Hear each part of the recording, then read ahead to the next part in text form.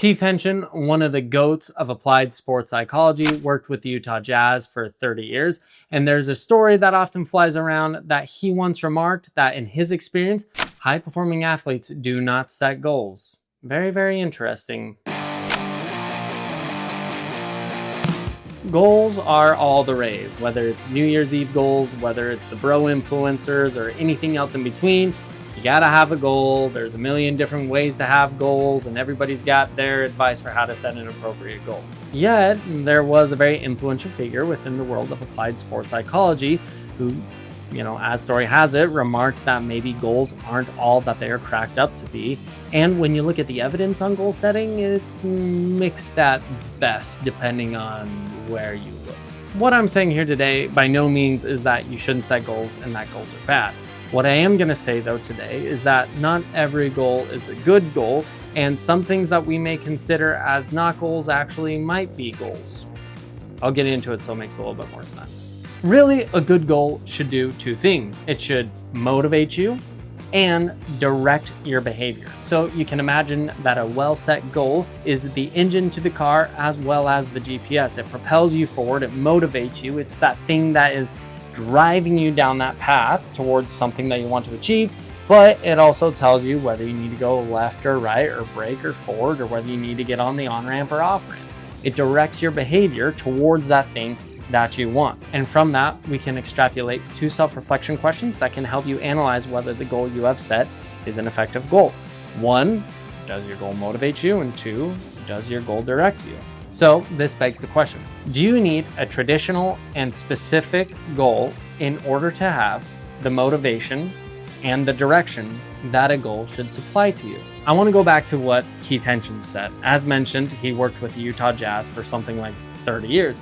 And his full remark wasn't just that athletes don't set goals. His full remark was that in his experience, athletes don't set specific goals because they're just out trying to perform to the best of their ability every single night. So if you imagine that an athlete was thinking, tonight, I want to be my best. And this is an expert basketball player. It's a professional level basketball player.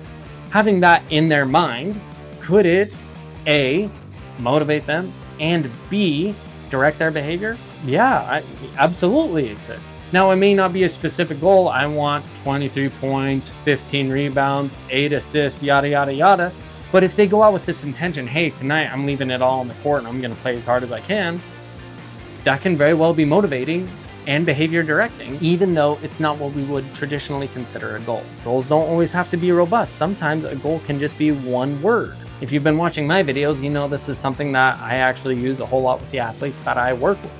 Having a word or 3 words or 4 words, however many words you want, and saying, hey, this is how I want to show up today, that can very well motivate you and, in my opinion, guide your behavior really, really well. So for example, if you said, hey, today I want to be the resilient athlete, could that motivate you through adversity? But then also teach you how to go through that adversity if you thought, what would the resilient athlete do in this situation? Or what would this resilient athlete who I look up to, what would he or she do in this situation? It can very effectively guide your behavior.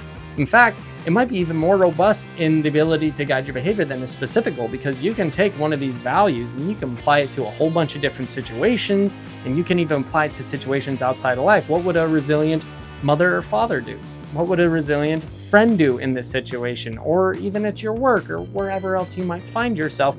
Whereas the goal of, I want to make 20 points tonight, well, it kind of begins and ends on the court now, doesn't it? By no means am I saying that you need to forego the traditional, smart, specific goal, but you should just consider the wide range of goal possibilities, because they do make a difference, and some goals might motivate you and direct your behavior, and some might fall a little bit short of that. In the end, an effective goal is something that motivates you and directs you. So if you have those two things in your goal, then I would say it's a pretty good goal and you can work from there. If you want to chat more about how to set appropriate goals, please reach out to me. Happy to chat with anybody. All right, thank you so much for watching. Please like and subscribe. That way I can keep doing this and giving you guys awesome sports psychology tips, skills, and tricks. Rock on.